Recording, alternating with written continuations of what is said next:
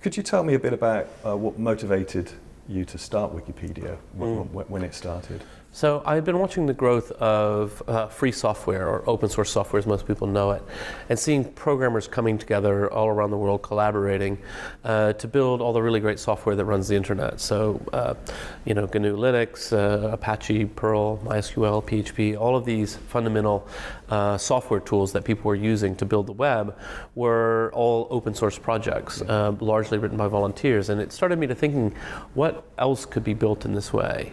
We've got this great new opportunity of an internet that people can communicate on. What else could we build? And I hit upon the idea of the encyclopedia, that we could bring people together and give a free encyclopedia to every single person on the planet in their own language. Got very excited about that idea, and well, here we are today. Well, and when was that? Originally in 1999 was when I had the original concept. Started a site called Wiipedia, which was the same vision, but had a very top-down editorial command and control structure, very academic and very old-fashioned. That didn't work out, and instead we transitioned radically to the wiki model, and made everything as open as possible for as long as possible, and that was, we got more work done in 2 weeks than we had done in almost 2 years, so that we knew we were onto something. And was the not-for-profit part of that baked in from the start then, or was that something you realised you needed? I put it into the non-profit in 2003. Project had been around for a couple of years at that point. It was something that it was just a project. I didn't think of it as necessarily for-profit, non-profit. I didn't know how we would fund it in the long run. And as it was emerging, it made sense. So the volunteers really wanted it to be in the nonprofit. I didn't want to have advertising if we could find a way around it. So donations seemed like a viable model. So put it into the nonprofit and did our first fundraiser, which was very successful. And well, again, here we are today. Yeah. And it still raises funds in that same way, donations only in a sense. All based on donations. Yeah. The vast majority of the money is from the small donors, so people giving, £30, that kind of donation. We have some larger donors, of course, and we have some grants from philanthropic foundations, but still the backbone, the largest chunk of money by a very wide margin is the small donors. And of course, the other part of that is the amount of time and effort that comes in that you don't pay for from the volunteers. Yeah, of course. The community who take care for Wikipedia and look after it and grow it and monitor it and so on. That's also we couldn't do without it, obviously. And I read, I think that something like about 1,500 people every week are doing something really quite significant. 10% of the numbers of people who are doing something are actually doing a lot. Yeah. Are you surprised at how successful the self-governing sort of model is? That I can imagine all the recipe for disaster you could come up with would include 1,500 people. It's non-trivial, yes. And the community governance model is complicated and so on. But in a certain sense, it's we're not surprised that.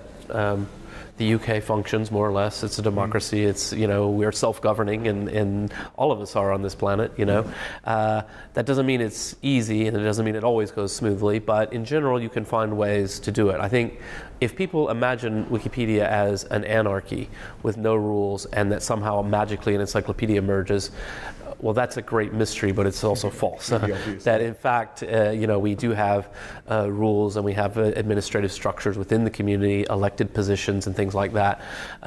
So it is, not an anarchy. Yeah.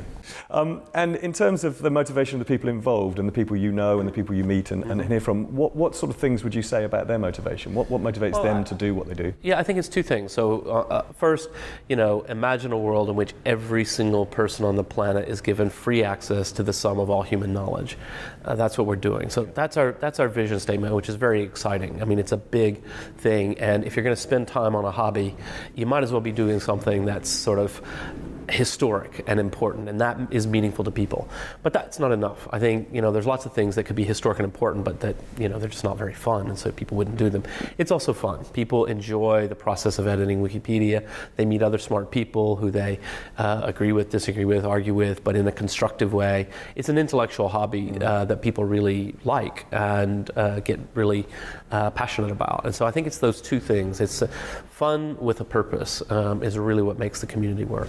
I think some of the values of the Wikipedia community are quite universal. The values of good quality, neutral information is something that's sought after everywhere. The values of kindness and thoughtfulness in the community. Sometimes there's local norms that are slightly different.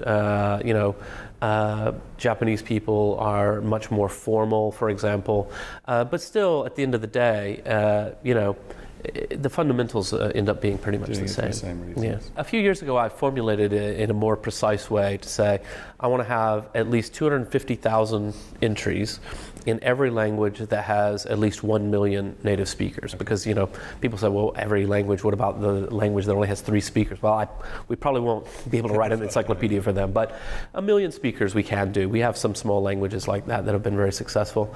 And that's about 330 languages, depending on how you count. We're a long way from that. We actually in the languages of the developing world, there's a long way to go. In the smaller languages, in particular the smaller languages of Africa, there's a lot of work to be done. But in the larger languages, in the European languages, in Chinese and Japanese, we've come quite a long way towards that goal. And what do you think's in that gap? I mean, what's going to happen next? Do you need more of something, or is it just time? Yeah. Is it just time that? No, it's a bit of more of it's time. It's so one of the big issues, of course, is access to the internet.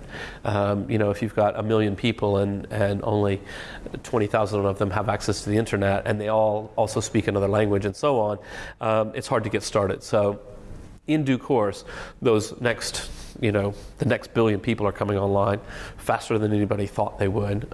We're seeing the rise of very inexpensive tablets and smartphones. Those are going to have a huge impact in terms of reaching the next layer down in terms of economic access to the internet. That's going to have a big impact. We have a lot of outreach to do, a lot of, in some cases, technical work to do to make sure that we support various languages. That's not so much true in Africa. It's pretty straightforward as they use English alphabet for the most part. But in India, there's a lot of keyboard entry issues and things like that. So there's a lot of work to be done all around the world. Does the underneath, the technology is holding it together, the servers and all the other bits and has that got to change as well to achieve this? I mean, is it sort of scalable or? Yeah, no, I mean, there are things that have to change. So the scalability is not really the issue. One of the things that we know is that we need to update the editing environment to make it easier for people to participate. And that's quite critical. And that impacts all the languages. And then, there's always questions about like server response time. So one of the things we know is that in some parts of the world, it takes much too long to save a page because the servers are too far away. So we need to co-locate servers closer. That involves a lot of complications, not least of which are legal complications. Right. You can't exactly put servers in China because the only way to do that is to agree to Chinese censorship laws, which we will refuse to do. So there's a lot of questions, things we have to be careful about. Which is making it sound like it's going to be a slow but steady progress rather than a great leap. They don't see that I think so. In terms of that goal. Yeah, I think so, but I do think that there are some big leaps happening faster than people realize in terms of internet access. Yes.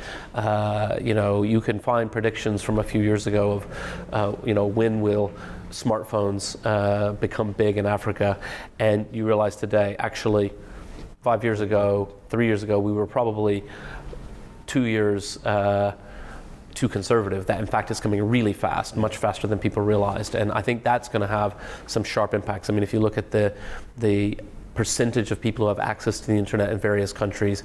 A lot of places in the developing world are experiencing what we all experienced in the late 90s of sort of skyrocketing access to the internet, skyrocketing participation. It's coming to them now, and that's a very exciting time, obviously. And that's also perhaps to do with a question to do with the difference between people consuming the content and creating the content. Yeah. How much of those two things drives you in the sense of the overall picture? They both are critical. I would say we focus more attention on the creation because if we don't create it, they can't consume it. So that's really core. But we do worry. We think about technical infrastructure issues, making sure page loads are fast and things like that, making sure that people can get access. But for us, I would say more software is needed and more work is needed to support the community, the editing community. And on the same score then, it's text-based, and as opposed to video, for example, or audio. Yeah. That's the direction of travel as well? That's not going to change? Yeah, that won't change. I mean, I think that there is room for a bit more video, and we always love it when people contribute high-quality photos and things and illustrations and things like that. Those are important, but not important in the sense of changing the overall nature of the product. An encyclopedia is text, and that's fine. There's other things. There's not a lot of demand from the community for video. It's really hard to collaboratively edit video. So if somebody posts a video and I think, oh, there's an error there, or they should have done this differently, well, there's not much you can do about it after the fact. Whereas with text, you can write some text and say, oh, look, I can add to that, or I see a mistake you made, or I see a way that could be better phrased, and we can have a dialogue about that. And text is very fluid in that sense, and so it's easy to continuously improve text. So I think that's the nature, and most of the topics in an encyclopedia, text is really ideal. Audio, now, in terms of for accessibility, making sure that that screen reader software works well with Wikipedia, that's something that's always a nagging problem because it's so easy to change something that breaks people's screen readers and they complain and you have to fix it again. But we try really hard to be as accessible as we can. Turning to Tech4Good, I was trying to think of a couple of examples that would sit up alongside Wikipedia. I was thinking of Mozilla, not-for-profit, tech-driven, global. Do you have examples that you sort of place yourself alongside? I've never think about that question. No. We're so absorbed in doing what we do that we don't really compare ourselves. I think if you think in a broader way, I don't know of any other organizations quite like us or quite like Mozilla, but there is a broader movement or spirit on the internet of the users of the internet. So, while YouTube is a commercial platform, a great mass of content on YouTube is not commercial. It's just people sharing knowledge. I was just reading about music editing software, so creating music. And apparently there's hundreds and hundreds of videos on YouTube explaining details of how to do it. And so you can go, if you have the software and you say, I want to learn how to make music using the software, there's an enormous amount of free educational material that people have just posted because it's their hobby and they love it. And so that spirit is the spirit of Wikipedia, that I know something and I would love to share it. Looking ahead, I know you've been advising the government, the UK government, for example. What sort of lessons do you think there are about the way that tech can be used for good, social good, either stuff that you've learned through Wikipedia or just generally the important lessons? I think that one of the most important lessons of Wikipedia is that there's an enormous amount of goodwill out there in the community. And so when we think about designing projects for good, we should be designing around that goodwill, around the good people, not designing around the very tiny minority of people who are troublemakers. Right. And that's a big mistake I see people making. They first start out thinking, what could the bad people do? Let's design a system around that to stop them from doing the bad. But in the consequences, they stop the good people from spontaneously doing good. And so that kind of approach to the design of software, design of communities is really key. And something I think we should see a lot more of. And can government influence that, do you think? Do they've got any role they can play in that? They can stay out of the way as much as possible. I think that is really one of the big mistakes that can be made is for politicians to imagine that they know what to do in the world of tech and the world of entrepreneurship, innovation in general. And in general, they don't and they can't, and it's not the right thing. What they should do is what they should be good at, which is make sure that the legal infrastructure is solid and understandable and fair to allow for innovation within that framework, and then get out of the way. Yeah. And so in particular there was the filtering laws and all those sorts of proposals. That's why you're involved, I guess, is to say, yes, you realise this is going to get in the way. Yeah, a lot of that kind of thing is just really technologically incompetent and naive, and it's incumbent on politicians to listen when technologists are telling them actually that won't work. So back to the drawing board. Sometimes they listen, sometimes they don't. 5 years' time, what's Wikipedia? What's going to be different about Wikipedia to now, or the technology that we're using? What's your picture of that? Yeah, I think so. The two big changes that I would foresee, one will be visible to you and one won't. So the visible change is that the editing environment will become much more like a word processor, become much more user-friendly. Right now, when you click on edit, you get wiki markup language, and it's a bit of a learning curve to learn how to do it. We want to eliminate that barrier. So that is a visible change. The invisible change is what I've talked about already. It'll be invisible to you and me, is the growth of Wikipedia in the languages of the developing world. We probably won't notice when Zulu Wikipedia goes from 200 entries to 200,000 entries, but the people who speak Zulu as their first language will definitely notice, and that's a big change. Great, thank you. Okay. Really interesting. Fantastic. Thank you very much.